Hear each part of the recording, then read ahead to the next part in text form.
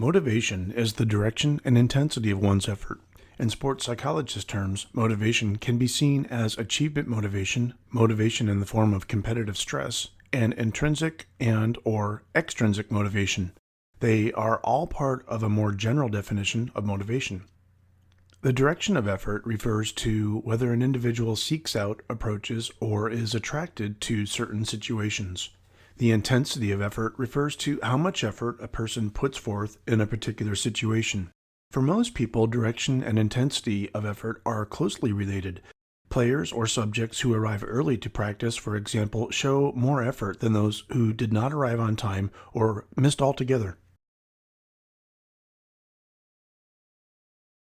Motivation can also be casually defined in any of the following ways. First, as an internal personality characteristic, like those times when we see someone and say, he's a highly motivated individual or a real go-getter. Or as an external influence, such as someone saying, I need someone to motivate me or something to motivate me to keep me on my running program. And lastly, as a consequence or explanation for our behaviors. So think about someone saying that they just wanted to win too badly and they were too motivated or overly motivated. The problem with using vague definitions to define motivation is that first, without a solid definition, people, clients, or athletes could infer the wrong meaning, which can lead to conflict and misunderstandings. Or there might be some specific strategies or techniques to increase motivation, but without a good definition, there might not be a good understanding on how they interact or how they're being used. So coaches or organizations that use the types of rewards that include trophies or money, for example, should understand how this influences motivation. Each of us develops a special view and expression of how motivation works for us, and there are plenty of theories on what motivates people. But on a personal level, we do this sort of informally by learning what motivates us by observing how other people get motivated. So if someone observes that a coach or an athlete is successful, he or she might follow this person as a role model. Furthermore, people often act out on their personal views of motivation or are influenced by them both consciously and subconsciously. However, most people fit motivation into three main orientations, which are parallel to personality approaches. The trait-centered view is also called the participant-centered view, and it contends that motivated behavior is primarily a function of individual characteristics, such as the personality, needs, and goals of a student, athlete, or exerciser as being the primary determinants of motivated behavior. Some people have personal attributes that seem to predispose them to success and high levels of motivation. Others seem to lack goals, motivation, and desire. But most of us would agree that we are also affected by situations in which we are placed. Ideally, this would be an environment that includes a good, motivational, positive leader or teacher to create this learning environment. Therefore, it's unrealistic to ignore environmental influences on motivation, and this is why sport and exercise psychologists have really not endorsed the trait-centered view for guiding professional practice. The situation-centered view contends that motivation level is determined primarily by situation, and someone can be motivated to attend an exercise class, for example, but not as much for a competition. Again, most of us would agree that the environment or the situation could affect our motivations or those of our client.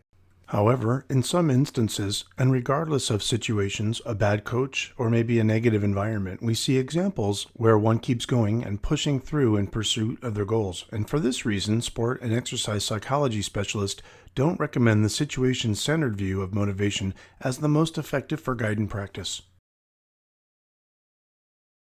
The one view of motivation that is most widely endorsed by sport and exercise psychologists today is the participant by situation interactional view. And interactionists contend that motivation results neither solely from participant factors, such as personality, needs, interests, and goals, nor solely from situational factors, such as a coach or teacher's training style, or the win-loss record of a team. So it's mainly a combination of both, which we need to understand how these two interact. The best way to understand motivation, therefore, is to consider both the person, subject, or athlete, and the situation and how the two are interacting. Oftentimes, professionals focus on personal characteristics of participants and attribute their lack of motivation to these characteristics, such as saying or thinking, "My client doesn't care about their health." And this simply dismisses the poor motivation or avoids that responsibility we share for helping participants to develop the proper motivation. In other instances, specialists will fail to consider personal attributes and blame the situation, like maybe it's just boring for the subject. But in reality, low participant motivation is usually a result of a combination of both personal and situational factors. So it's often easier for an instructor or coach to change the situation than to change personalities or needs of the participants. The key is to never lose focus on both factors. The second guideline to building motivation includes knowing why people participate in sport and exercise. And this is important for obvious reasons, but because it influences both individual and team dynamics and performance. It's also important when influencing exercise participation in general, and for those times when adherence to injury rehabilitation protocols is appropriate or called for. Now, in children, some of these motives are known to be skill development, demonstration of competence, excitement, and fun. But in adults, these motives are similar. However, health motives become rated as more important, whereas skill and competence are less important. It's also been found that motives change across age groups, with older adults' motives being less ego-oriented than younger adults. Psychology has developed a general theory of motivation called self-determination theory, which states that all people are motivated to satisfy three general needs.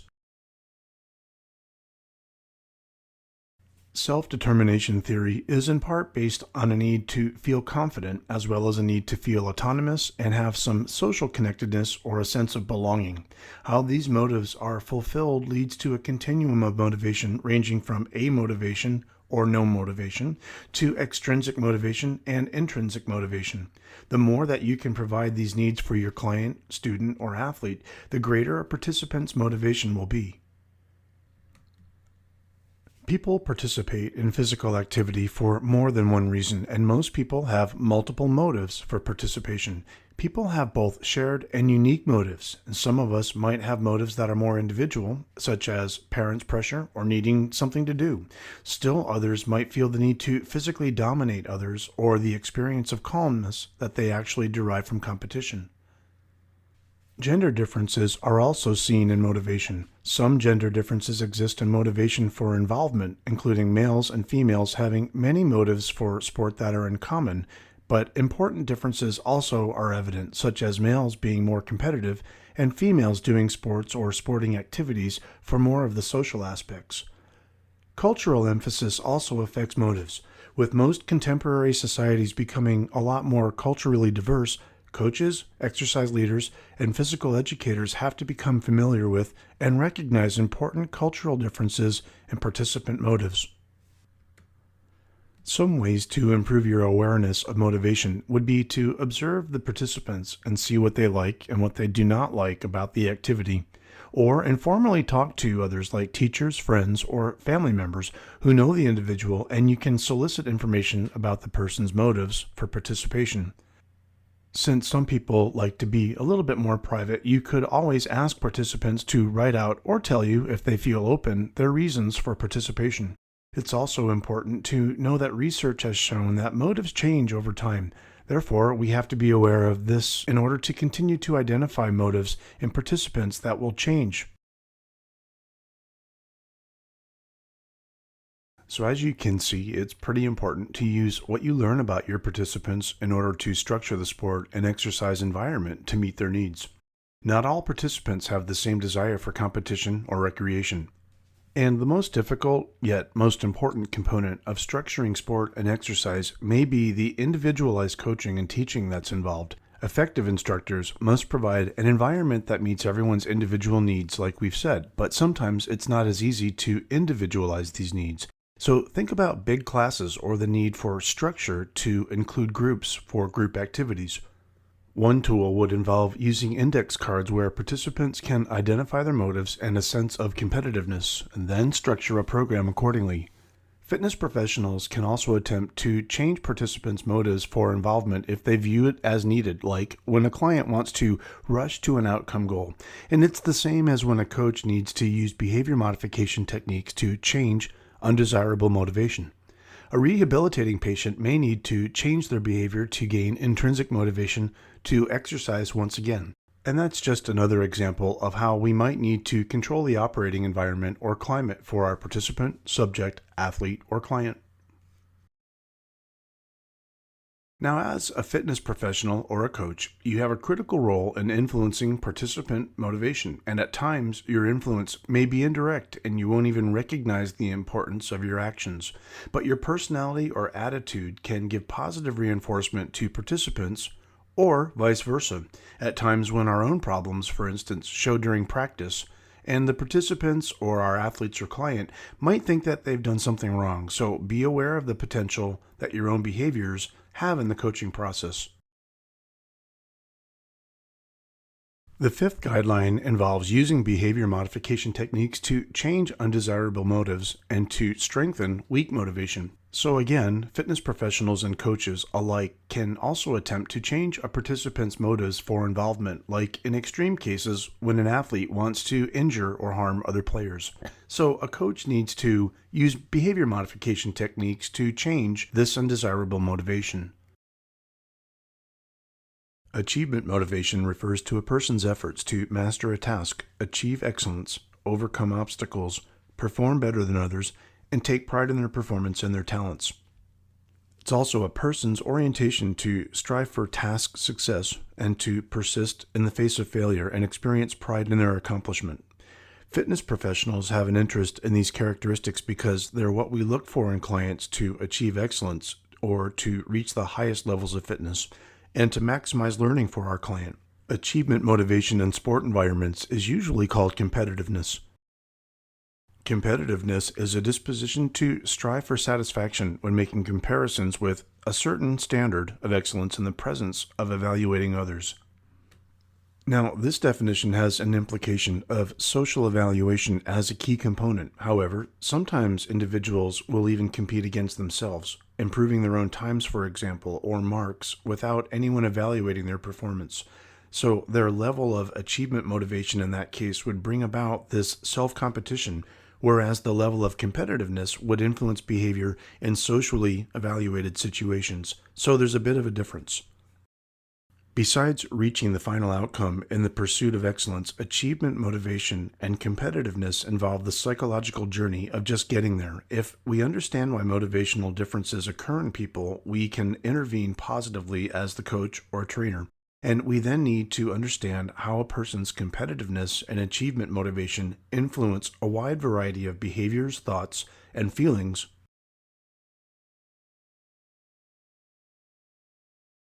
Before we get into the four theories of achievement motivation in greater detail, remember that the interactional view considers both personal and situational factors as important predictors of behavior.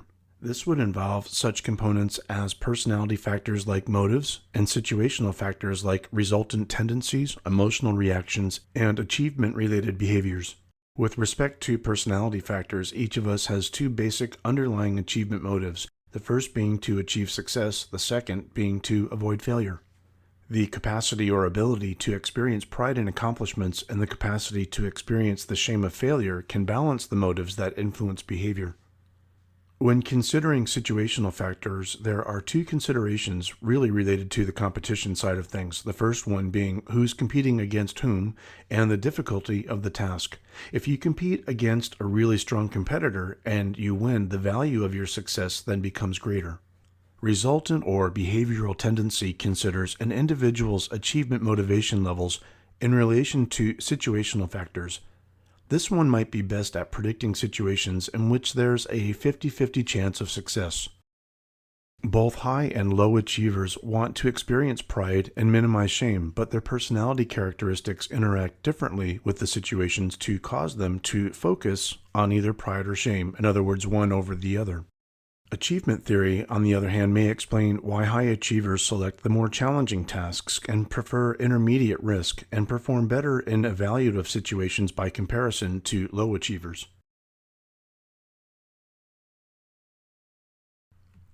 The attribution theory focuses on how people explain their successes and failures. In other words, to what do they attribute their success or failure? Stability is the most basic attribution category, and a factor to which one attributes success or failure is either fairly permanent for them or it can be unstable.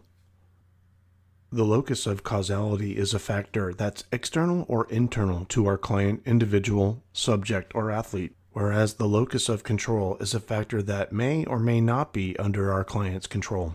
So a performer can perceive their success or failure as attributable to a variety of possible reasons. And these perceived causes of success or failure are called attributions. And for example, one might win a competition and attribute their success to a stable factor like their talent or good abilities, or an unstable factor like just good luck. Or it could be an internal cause, such as the extra push or tremendous effort needed in the last part of a competition that comes from within, or an external cause, such as having an easy field of competitors. Your athlete or client might attribute their success or failure to factors that they can control, which would be planned, or factors that are out of their control. Attributing performance to certain types of stable factors has been linked to expectations of future success. Of course, a failure could be linked to a stable cause such as low ability, which would actually lessen confidence and motivation, or to something unstable like luck, which would not. Both psychologists and sport and exercise psychologists have focused on achievement goals as a way of understanding differences in achievement. Three factors interact to determine a person's motivation: achievement goals, perceived ability, and achievement behavior. To understand one's motivation, we also have to understand what success or failure means to them. Achievement goal theory is also called competitive goal orientation, and the focus is on comparing oneself with and defeating others. So in these cases, the athlete would feel pretty good when they win, but really bad if they lose. We could also say that this is a form of mastery goal orientation where the focus is on improving relative to one's own past performances, and perceived ability is not based in comparison to others. Sometimes people have characteristics of both though, but psychologists believe that people tend to be higher on one achievement goal than the other. Social goal orientations are also determinant aspects of behavior, and individuals judge their competence in terms of affiliation with the group or recognition from being liked by others in the group. In addition to their performance, they are also motivated by a need to belong to the group and the social connections that they get from it. They're also important because they are related to participant enjoyment, intrinsic motivation, and competence, and these are all positive motivational effects. The entity view relates to individuals adopting an outcome goal focus where they see their ability as fixed and unable to be changed through effort, and this can be related to negative self-thoughts and feelings. But incrementally, individuals can adopt a task goal perspective and believe that they can change their ability through hard work and effort. So there are more adaptive motivational patterns such as positive attitudes, increased effort, and effective learning strategies in mastery or task goal orientation. In outcome orientation environments, less adaptive motivational patterns such as low persistence, low effort, and attribution of failures to low abilities do exist. With all that we have to consider, the climate also becomes important too. The competence motivation theory holds that people are motivated to feel worthy or competent, and that such feelings are the primary determinants of motivation.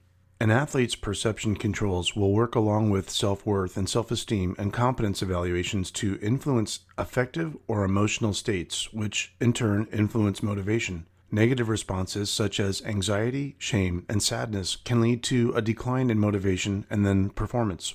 Research has demonstrated that there's a link between competence and motivation, as well as feedback and reinforcement here, as they are both known to influence self-esteem, competence, and control.